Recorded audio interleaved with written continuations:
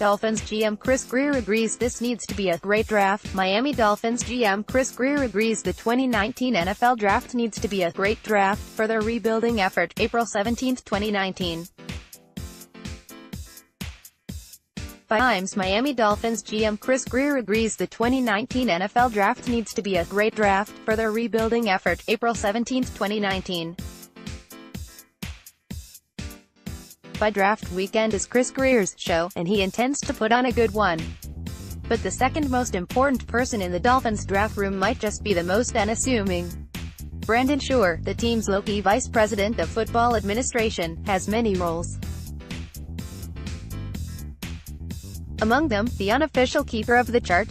The draft trade chart, that is the sliding scale that gives a value to each draft pick, from 1 to 254. The theory is intuitive. The value, in points, that you get back from another team better have a higher total score than what you ship out. Crafting the chart is a team effort, with plenty of input from the team's analytics department. And to be sure, Grier, the Dolphins' general manager, is the decider. All trades will flow through him. But Grier suggested Wednesday that Shure, who has an accounting degree from Elon and a law degree from Miami, will be a major resource next week. Given their many needs, this is a prime draft for the Dolphins to trade back from 13 and accumulate more than their 7 current picks. You talk about scenarios, whether it's trading up, trading down, what will it take to move here, move there, or what would we want if someone came up? Grier said. You start talking about all that stuff, and we've been doing that with Brandon Shure as well, so it's been fun. Shure, in his 30s, is young. And he's plenty capable, working up from staff assistant to human resources director to VP in less than a decade with the organization. He knows how to read a spreadsheet. So Shure must believe that the smart money in pro football is to trade back, not up, in the NFL draft.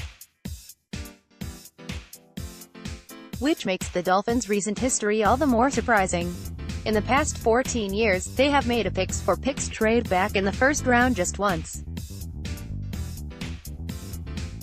That was in 2010, when they dealt the 12th pick plus a 4th and 6th rounder to the Chargers for a late first 28th overall, a 2nd and a 4th round pick and linebacker Tim Dobbins. They did slide from 8 to 13 in 2016, but that was to acquire veterans Kiko Alonso and Byron Maxwell from the Eagles. The Dolphins won the 2010 trade, drafting 2 solid starters, Jared Odrick and Koa Masi, while San Diego took Ryan Matthews, who turned out to be a decent but not spectacular back. Last April, the Dolphins could have done something similar. They had at least one offer for the 11th pick. Stephen Ross wanted them to take it. But Grier was enamored with Minkah Fitzpatrick, seeing the Alabama defensive back as too valuable to pass up. Was it the right move? We won't know for a few more years. But we can definitively say that the Dolphins blew it in 2013. Miami, led by then general manager Jeff Ireland, owned 3 of the top 54 picks, including the 12th overall. They could have emerged from the weekend with 2, if not 3 starters. Instead, they packaged a 1st and a 2nd rounder to move up to take Dion Jordan at 3. Jordan ended up with his mini suspensions as he had sacks as a Dolphin and is widely seen as the biggest draft bust in team history. Has Grier learned from that mistake? At the very least, he seems open to moving back. Grier said Wednesday that trade talks with other organizations began at last month's NFL annual meeting. Every team does it, Grier said.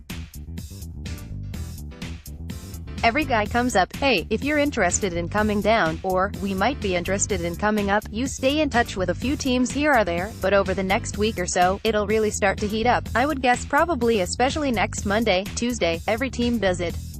But not every team does it well. In 2015, Warren Sharp at SharpFootballAnalysis.com ran the numbers and determined that teams trading up lose value 79% of the time. The average value lost. An early 5th-round draft pick. Successful teams like the Seahawks and Patriots traded down at least twice as often as they traded up. Losing teams, meanwhile, went the other direction in the draft, and often paid the price. The Harvard Sports Analysis Collective put it bluntly in a 2012 blog post. The headline, "Don't Trade Up in the NFL Draft," results from their historical analysis determined that teams tend to overpay for earlier draft picks, or at least they did during the 1990s.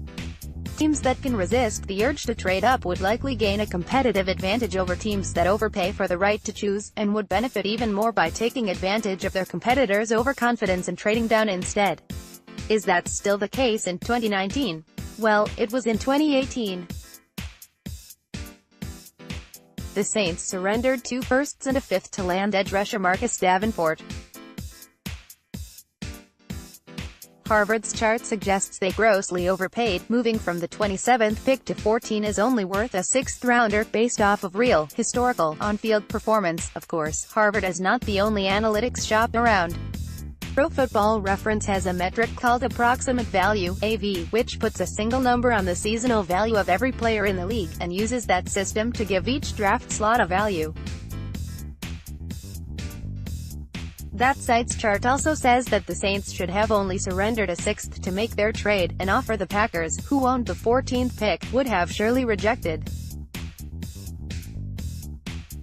This would be the trade value chart if you were to solely use expected rookie contract avenue.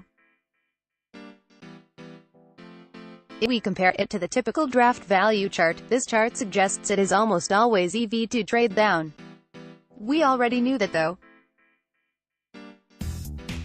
Pick.twitter.com/K8UGeeks, Hayden Winks, @HaydenWinks, April 18, 2019. Why?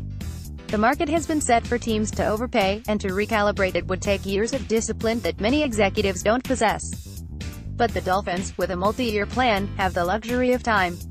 They have stripped the roster down to studs and plan to rebuild it through the draft.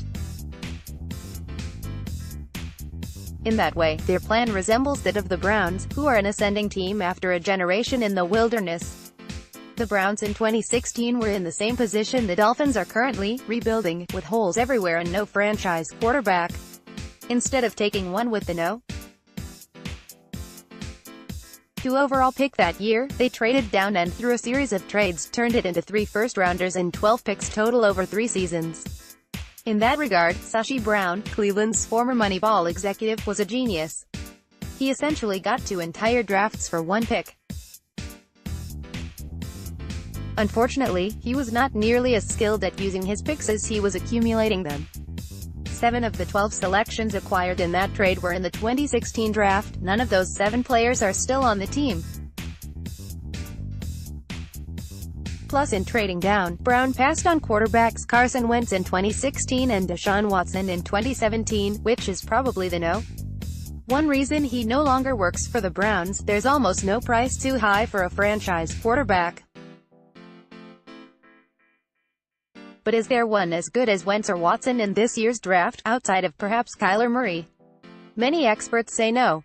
And yet, all it takes is one team to fall for Dwayne Haskins, Daniel Jones or Drew Lock, and the Dolphins might have a deal, assuming one of those 3 falls to 13. I would say you should always have, and again this is just me, a list of maybe a handful of guys that you definitely take no matter where. Grier said. There, these are the guys you're taking and these are the guys we feel are impact players. As you move down and get closer and you get there and there's a group of players who are good players and we've got 3 at that pick, you may say, alright, we can move back a few spots and get one of these guys for sure and create some more picks for later in the draft. Let's block ads. Why?